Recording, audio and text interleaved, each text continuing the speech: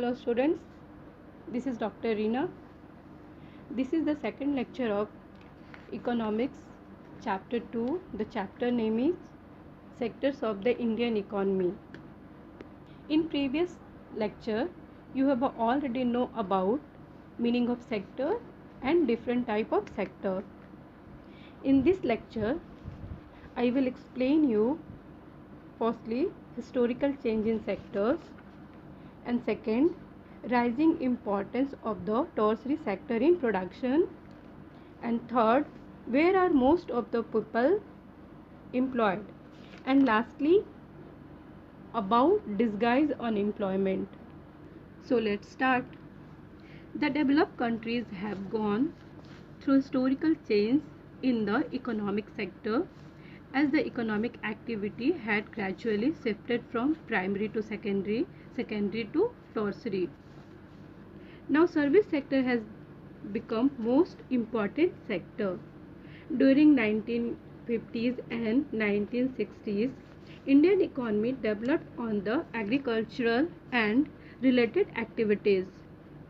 And between 1973 and 2003, the production in all these sectors has increased substantially, but most in the tertiary sector. हमारे country India में तीनों sector का means कि primary, secondary and tertiary का history ये रहा है कि सबसे पहले लोग यहाँ प्राइमरी सेक्टर मीन्स कि एग्रीकल्चर में इंगेज थे. ऑलमोस्ट 80% लोग एग्रीकल्चर पे डिपेंड थे. मीन्स कि उनका इकोनॉमिक एक्टिविटी जो मेन था वो क्या था, एग्रीकल्चर था. और ग्रेजुअली धीरे धीरे जब हमारे यहाँ ये ग्रीन रेवोल्यूशन आया तो उनके जो प्रोडक्टिविटी में इंक्रीज़ हुआ, प्रोडक्टिविटी इंक्रीज़ हुआ, जिससे क्या हुआ, सरप्लस प्रोडक्शन भी हुआ. तो लोग जब सरप्लस प्रोडक्शन हुआ तो वो एक्स्ट्रा जो फूड ग्रेन था उनको मार्केट में सेल किए. इससे इनके पास जो कैपिटल ज़्यादा हुआ. और आफ्टर दैट मीन्स कि कैपिटल ज़्यादा होने से, और दूसरा कि जब हमारे यहाँ इंडस्ट्रियलाइजेशन आया, मीन्स कि ब्रिटिश जिस टाइम अप्रॉक्स 100 ईयर बिफोर जब इंडस्ट्रियलाइजेशन आया, उस टाइम लोग इंडस्ट्री में भी इंगेज्ड होने लगे. क्यों? क्योंकि दो रीज़न था. एक तो इंडस्ट्रियलाइजेशन आया जिस वजह से इंडस्ट्री के बारे में लोग जाने, मैन्युफैक्चरिंग के बारे में जाने. दूसरा कि अब इन लोगों का कंडीशन भी थोड़ा इम्प्रूव किया due to green revolution. Green revolution के कारण एग्रीकल्चर प्रोडक्टिविटी बढ़ा, एग्रीकल्चर सेक्टर में भी कैपिटल ज़्यादा हुआ, जिसकी वजह से इंडस्ट्री वगैरह स्टैब्लिश होने लगा. और फिर धीरे धीरे और इंडस्ट्री में क्या होता था कि चिपर रेट पे, सस्ते रेट पे कोई भी चीज़ ज़्यादा प्रोड्यूस हो सकता था. तो इस तरीके से हमारे कंट्री इंडिया में भी प्राइमरी के बाद प्राइमरी सेक्टर से लोग शिफ्ट सेकेंडरी सेक्टर में भी किए. सेकेंडरी सेक्टर भी इंक्रीज़ किया. और जैसे जैसे सेकेंडरी सेक्टर इंक्रीज़ किया तो टर्सरी सेक्टर का भी डिमांड बढ़ा. और जैसे कि आप लोगों ने पहले पढ़ चुका है कि टर्सरी सेक्टर में कौन सी एक्टिविटीज़ आती है, all type of activity which are related to provide service. Means कि जब दोनों sector primary secondary sector increase किया तो सर्विसेज का डिमांड बढ़ा. और इस तरीके से टर्सरी सेक्टर भी ग्रेजुअली इंडिया में इंक्रीज़ किया. Do you think what is the causes behind the rising importance of the tertiary sector in production? Firstly, in any country, several services such as hospitals, educational institutions, post and telegraph services, police station, courts, municipal corporations, defense, transports, banking, insurance companies, etc. are required. These can be considered as basic services. In a developing country, the government has to take responsibility for the provision of these services. Means कि first reason जो आपका tertiary sector के rise करने का जो था India में या जनरली किसी भी कंट्री में जो अंडर डेवलप कंट्री होती है, जिस सब कोई भी कंट्री पहले अंडर डेवलप होती है और धीरे धीरे राइज करते करते करते डेवलपिंग और देन डेवलप कंट्री होती है। तो इंडिया भी क्या है, एक अभी डेवलपिंग कंट्री है। तो कोई भी डेवलपिंग कंट्री में कुछ बेसिक फैसिलिटीज़ की ज़रूरत होती है, ठीक है, जैसे hospitals, institutions, telegrams, transportation, defence, bank, insurance, ये सारी चीज़ें। तो ये सारी चीज़ें डेवलपिंग कंट्री में कौन ये सब प्रोवाइड करता है, ये गवर्नमेंट करता है। और ये सारी जो एक्टिविटीज़ है किससे रिलेटेड है, सर्विस सेक्टर से। तो इस तरीके से हम कह सकते हैं कि किसी भी राइजिंग कंट्री या डेवलपिंग कंट्री में ये सारी बेसिक सर्विसेज की नीड होती है, ज़रूरत होती है। और इसको गवर्नमेंट की ये ड्यूटी होती है कि अपने पीपल्स को ये सारी सर्विसेज प्रोवाइड करें। तो इस तरीके से प्राइमरी और सेकेंडरी सेक्टर इंक्रीज करने के बाद टर्शरी सेक्टर का डिमांड बढ़ता है। और इस तरीके से पहला जो रीज़न हुआ कि डेवलपिंग कंट्री में गवर्नमेंट की ड्यूटी होती है इन बेसिक सर्विसेज को प्रोवाइड करना, और इस तरीके से टर्शरी सेक्टर का इम्पोर्टेंस बढ़ता है, डिमांड बढ़ता है। And second cause is development of agriculture and industry leads to the development of service such as transport, trade, storage, etc. So we can say greater the development of the primary and secondary sector, more would be the demand for such services. Means जब किसी भी country में primary और secondary sector जैसे जैसे rise करता है तो ऑटोमेटिकली सर्विस सेक्टर का डिमांड बढ़ता है। मीन्स अगर सेकेंडरी सेक्टर ज़्यादा राइज करेगा तो वो प्राइमरी सेक्टर से रॉ मटेरियल्स का ज़्यादा डिमांड करेगा। वहीं पे सेकेंडरी सेक्टर जब और ज़्यादा राइज करेगा तो सेकेंडरी सेक्टर से जो आउटपुट, जो प्रोडक्शन, जो प्रोड्यूस होता है, जो चीज़ें प्रोड्यूस होती है वो उसका मार्केट में उसको सेल करने की ज़रूरत पड़ेगी। तो इस तरीके से ट्रांसपोर्टेशन का ज़रूरत पड़ेगा।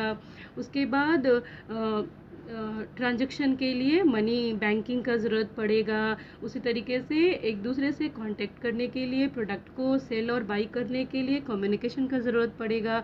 तो इस तरीके से हम कह सकते हैं कि अगर किसी कंट्री में जैसे जैसे प्राइमरी और सेकेंडरी सेक्टर राइज करती है, डेवलप करती है, तो ऑटोमेटिकली सर्विस सेक्टर राइज करता है, उसका डिमांड बढ़ता है और सर्विस सेक्टर राइज करता है। And thirdly, due to increases income level of people, they demanded better quality of life and better standard of living of life, shopping, tourism, private hospitals, etc. किसी भी country में जैसे जैसे लोगों का income level rise करता है वैसे वैसे उनकी नीड्स भी बढ़ जाती है। मीन्स कि उनका लिविंग ऑफ स्टैंडर्ड भी हाई हो जाता है, और जैसे जैसे उनका लिविंग ऑफ स्टैंडर्ड हाई होता है उनका मॉनेटरी पावर बढ़ता है, वो ज़्यादा सर्विसेज का डिमांड करते हैं। लाइक वो शॉपिंग के लिए मॉल जाते हैं, टूरिज्म वो घूमना चाहते हैं, उसके अलावा प्राइवेट हॉस्पिटल्स चाहते हैं, प्राइवेट स्कूल्स चाहते हैं। तो ये इस तरीके से जैसे जैसे इनकम राइज करता है तो सर्विस सेक्टर का डिमांड बढ़ता है। And lastly, due to globalisation, certain new services have entered in Indian market like IT, information technology. Okay, next topic is where the most of the people employed. Means कि अब हम लोग ये study करेंगे कि हमारे इकॉनमी में कौन से सेक्टर में कितने लोग एम्प्लॉयड है, किस सेक्टर में ज़्यादा है, किस में कम है, और कौन से सेक्टर से जीडीपी का कंट्रीब्यूशन ज़्यादा है और कौन से सेक्टर का से जीडीपी का कंट्रीब्यूशन कम है। Okay, let's see the diagram which I have already sent you in Zoom class. Look at present percentage share of the three sectors in GDP. Now you can directly see the changing importance of the sectors over the 40 years. Through industrial output or the production of goods went up by more than 9 times. During the period. आप इस diagram को देखो, इस diagram में आप ये देख सकते हो क्लियरली कि इसमें डायग्राम में जीडीपी का कंट्रीब्यूशन दिखाया गया है, 2 ईयर में कंपेयर किया गया है, 1970, 71 एंड 2010 एंड 11 में। तो इसमें तीनों सेक्टर से कितना कितना कंट्री के जीडीपी में कंट्रीब्यूशन किस ईयर में कितना रहा वो कंपेयर किया गया है। तो जैसे कि आपको अभी मैंने बताया कि टर्सरी सेक्टर हमारे कंट्री में भी राइज की है, और कोई भी कंट्री, किसी भी कंट्री जो जितना ज़्यादा डेवलपिंग कंडीशन में जाता है, डेवलप होता जाता है, उस कंट्री में टर्सरी सेक्टर ज़्यादा राइज करती है, टर्सरी सेक्टर ज़्यादा एग्जिस्ट करता है। और ये डेवलप कंट्री का सिंबल, ये पहचान ही है कि वहाँ पे टर्सरी सेक्टर ज़्यादा एग्जिस्ट करता है। तो हमारा कंट्री भी ग्रेजुअली राइज कर रहा है। Now our country is in developing condition. तो ये 2 ईयर को कंपेयर किया गया। आप यहाँ देख सकते हो, यू कैन सी 1970-71 में आपका जो जीडीपी में कंट्रीब्यूशन जो है आपका प्राइमरी सेक्टर से अप्रोक्स से ऑलमोस्ट 50% है, और 50% लगभग आपका सेकेंडरी एंड टर्सरी से है। और वही आपका जैसे जैसे मैंने बताया कंट्री डेवलप की तो tertiary sector rise, secondary and tertiary sector ज़्यादा राइज किया।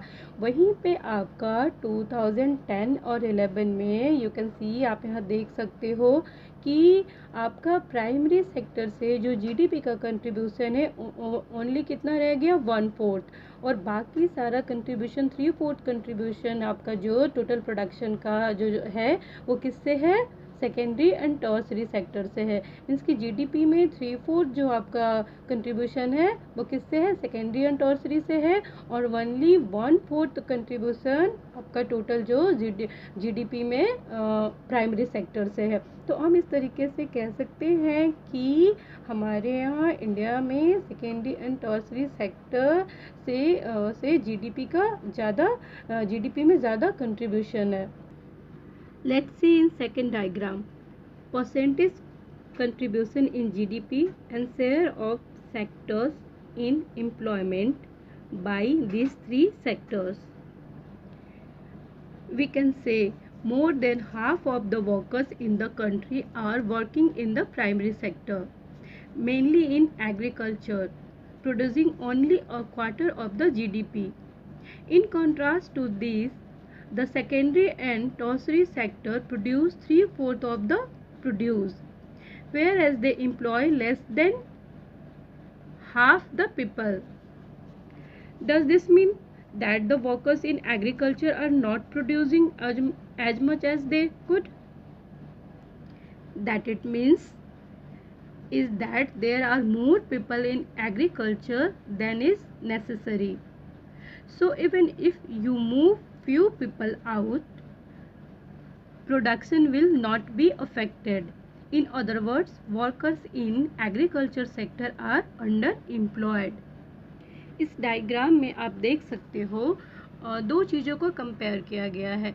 तीनों सेक्टर जो प्राइमरी, सेकेंडरी और टर्सरी सेक्टर है, तीनों सेक्टर से फर्स्ट जो आपका है उसमें ये दिखाया गया है कि तीनों सेक्टर से कंट्री के जीडीपी में कितना शेयर कंट्रीब्यूट किया जा रहा है। वही सेकेंड वाले पाई में आपको ये दिखाया गया है कि तीनों सेक्टर में कितने कितने लोग इंगेज हैं, कितना टोटल वर्कफोर्स जो है किस सेक्टर में इंगेज है और कितना किस सेक्टर में इंगेज है। तो आप यहाँ देख सकते हो कि आपका जो 2009-10 में हाफ पीपल से ज़्यादा, मीन्स कि जितना पॉपुलेशन है उसके हाफ से ज़्यादा किस में इंगेज है, प्राइमरी सेक्टर में है। फिर भी यहाँ से जो जीडीपी में कंट्रीब्यूशन हो रहा है, मीन्स कि जो भी प्रोडक्शन हो रहा है पूरे जीडीपी का केवल 1/4, आप यहाँ देख सकते हो 1/4 ही कंट्रीब्यूट कर रहा है। वहीं पे आपका टर्सरी और सेकेंडरी एंड टर्सरी सेक्टर में हाफ से कम पीपल इंगेज्ड हैं। फिर भी जो यहाँ इनका जीडीपी में कंट्रीब्यूशन है वो कितना है, 3/4 ऑफ द प्रोडक्शन, मीन्स कि टोटल प्रोडक्शन का 3/4 पार्ट सिर्फ आपका सेकेंडरी एंड टर्सरी सेक्टर से कंट्रीब्यूट हो रहा है। जबकि यहाँ पे कितने लोग इंगेज हैं, हाफ से कम, टोटल पॉपुलेशन के हाफ से कम है, और हाफ से ज़्यादा किस में है, प्राइमरी में है। फिर भी यहाँ से जीडीपी में इनका कंट्रीब्यूशन कितना है, ओनली 1/4। ये सिचुएशन कब होता है किसी भी कंट्री में, इसका पहला पहलू तो ये है कि हमारे यहाँ टर्सरी एंड सेकेंडरी सेक्टर में उतनी जॉब अपॉर्चुनिटी नहीं है, या उतने कैपेबल ह्यूमन रिसोर्स भी नहीं है, मीन्स कि रिसोर्स तो है लेकिन स्किल्ड नहीं है, उतने नॉलेजेबल नहीं है, और उतनी जॉब अपॉर्चुनिटी भी नहीं है। तो अगर हमारी कंट्री में जॉब अपॉर्चुनिटी क्रिएट किया जाए under secondary and tertiary sector, तो हमारा कंट्री भी एक डेवलप कंट्री होगा। वहीं दूसरे साइड आप ये देख रहे हो कि हाफ से ज़्यादा पॉपुलेशन प्राइमरी सेक्टर में इंगेज है, और जीडीपी में इनका कंट्रीब्यूशन कितना है, ओनली 1/4। तो इसका मतलब ये है कि यहाँ पे जितना वर्कफोर्स का ज़रूरत है प्राइमरी सेक्टर में, उससे ज़्यादा लोग इंगेज्ड हैं, उससे ज़्यादा लोग इसमें लगे हुए हैं। ये सिचुएशन कब होता है, तब होता है कि जब लोगों को सेकेंडरी एंड टर्सरी सेक्टर में अपॉर्चुनिटी नहीं मिलता है, तो लास्टली वो क्या करते हैं, प्राइमरी सेक्टर में ही इंगेज हो जाते हैं। अगर उनकी वहाँ ज़रूरत नहीं है तभी भी वो इसमें लगे रहते हैं। इसको मैं एक एग्जांपल के थ्रू आपको एक्सप्लेन करती हूँ। Take the case of a small farmer Lakshmi owning about 2 hectares of unirrigated land, depends only on rain and growing crops like jowar and arhar. All 5 members of her family works in the plot together throughout the year, while they have nowhere else to go for work. You will see everyone is working. None remains ideal, but in actual fact their labor effort gets divided.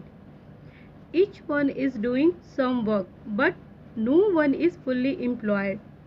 This is the situation of underemployment, where people are apparently working, but all of them are made to work less than their potential.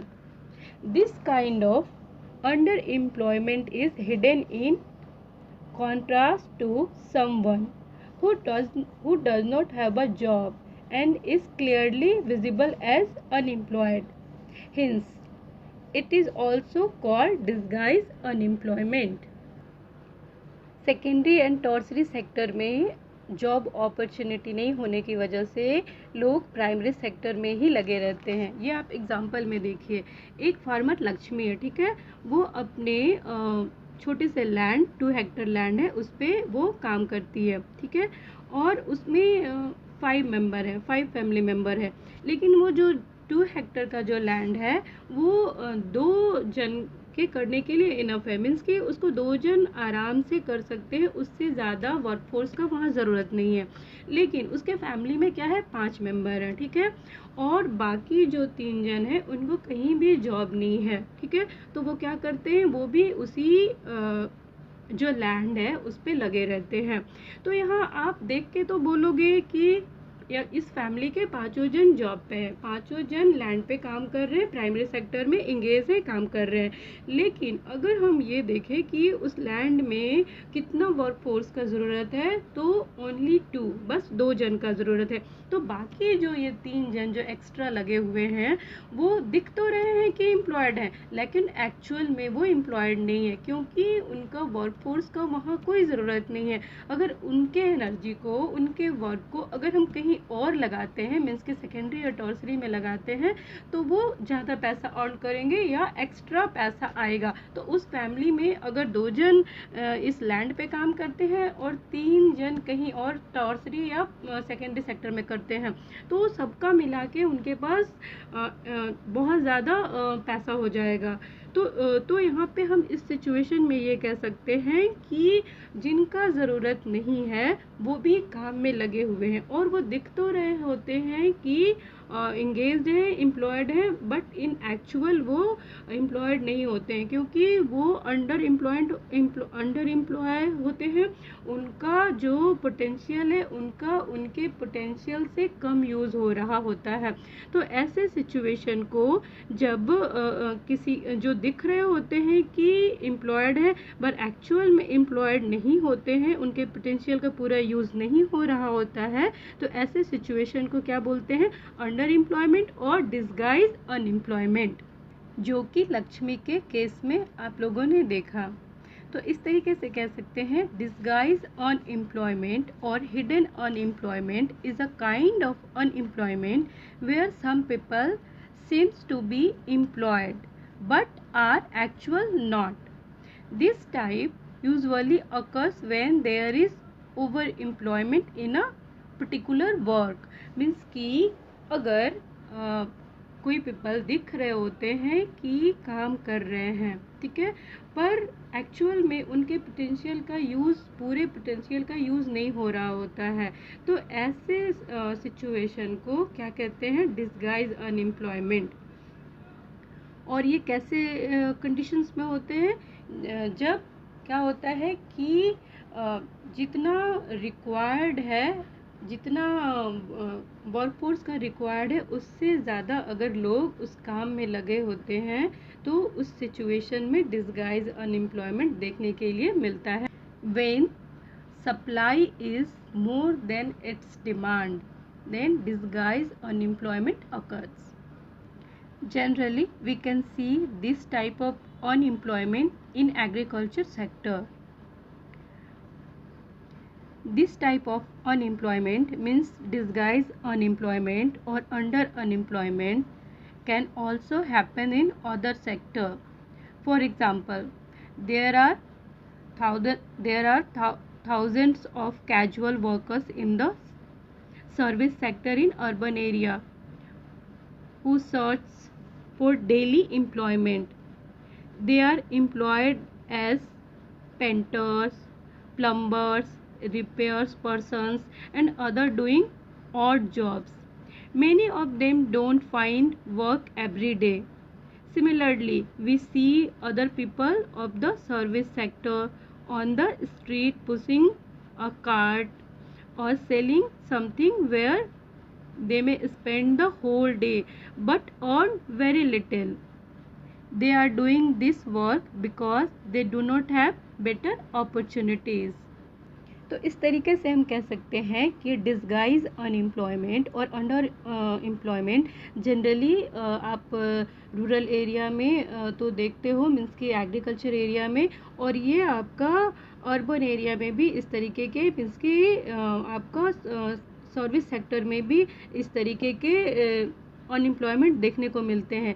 आप urban area में देखोगे कि daily कुछ लोग होते हैं, कुछ ऐसे सर्विसमैन होते हैं जो डेली काम करते हैं और डेली वेज पे पैसा कमाते हैं।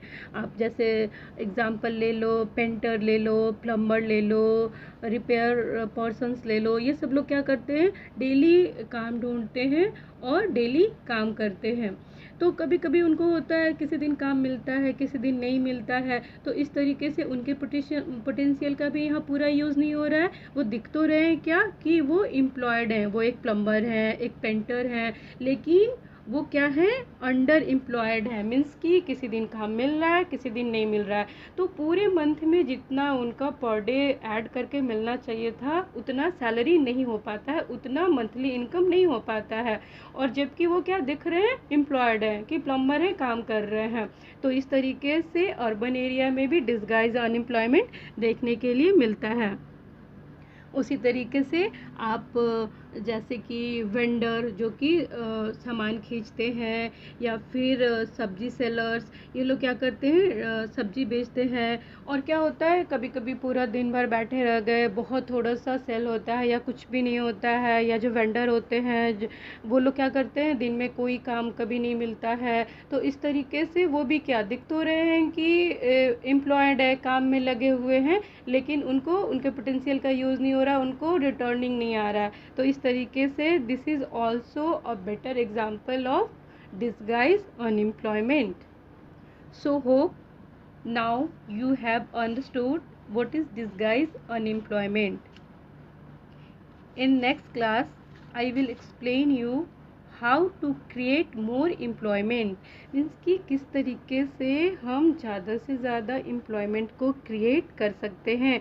और ये इस तरीके के जो डिस्गाइज अनएम्प्लॉयमेंट है, मीन्स कि जो दिख रहे हैं एम्प्लॉयड हैं लेकिन एम्प्लॉयड नहीं है, इस पोटेंशियल को, इस एनर्जी को, इस वर्कफोर्स को कैसे हम ज़्यादा से ज़्यादा एम्प्लॉयमेंट दे सकते हैं और यूज़ कर सकते हैं, और उनका लिविंग ऑफ स्टैंडर्ड हाई करने के साथ साथ कंट्री का भी कैसे डेवलपमेंट हो सकता है। और ये जो मिसयूज़ हो रहे हैं वर्क फोर्स, उनको यूज़ करके कंट्री को कैसे डेवलप किया जा सकता है, ये हम लोग जानेंगे। Means how to create more employment. Okay, till then goodbye, thank you.